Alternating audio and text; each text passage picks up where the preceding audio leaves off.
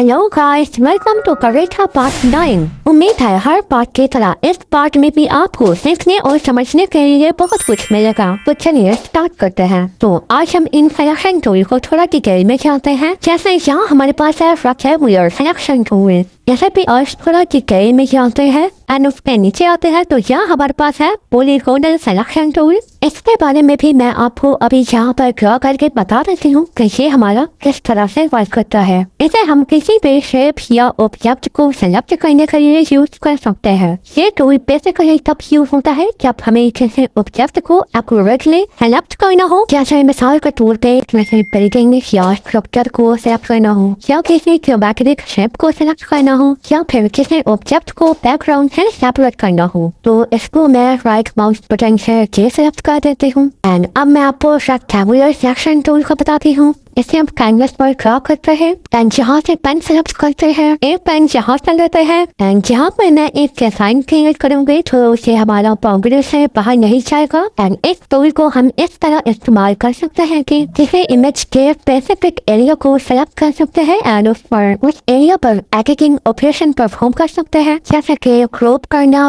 Resize करना, rotate करना या डिलीट करना शामिल है। एंड यहाँ मैं ट्रांसफॉर्म टूल का भी बता देती हूँ। अगर हम इस टूल को लेते हैं एंड राइट माउस बटन दबाते हैं तो यहाँ पर इससे रिलेटेड हमारे पास काफी ऑप्शन आते हैं। जैसे अगर मैं इसको मैश करती हूँ तो यहाँ पर हमें कुछ पॉइंट्स मिलते हैं जिन्हें हम ड्रैग करके अपने डिजाइन को कोई भी और शक्ल दे सकते हैं। एंड फिर से राइट माउस बटन दबाएंगे तो यहाँ पर एक हमारा ऑप्शन ये भी है। एंड फिर इधर आकर लिक्विफाई करते हैं। ऐसा भी हम अपने डिजाइन को कोई भी शक्ल दे सकते हैं।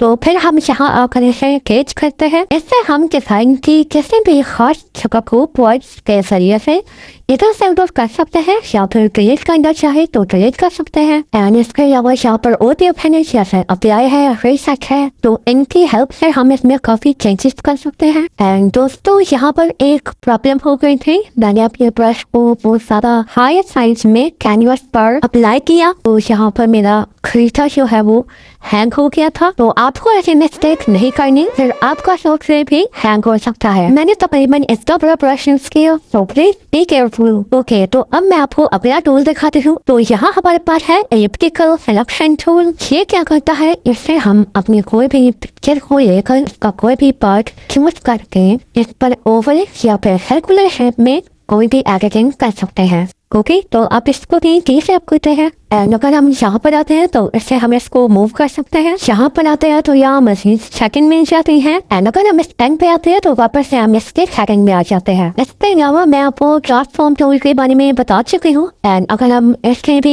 यहाँ पर आते हैं तो यहाँ पर इसके भी हमें बहुत से सेकंड मिलते हैं, जिसे हम अपनी डिमांड के मुताबिक यूज कर सकते हैं। ओके, तो इसके बाद हमारे पास है फ्री हैंड सिलेक्शन टूल। तो इससे भी हम अपने किसी भी पार्ट को चूज करके उसमें जो है एडिटिंग वगैरह कर सकते हैं। तो मुझे उम्मीद है कि मेरी ये वीडियो भी आपके लिए इंफॉर्मेटिव तो रही होगी। अगर रही तो मेरे चैनल को like, share, follow and subscribe जरूर करना। Thank you so much.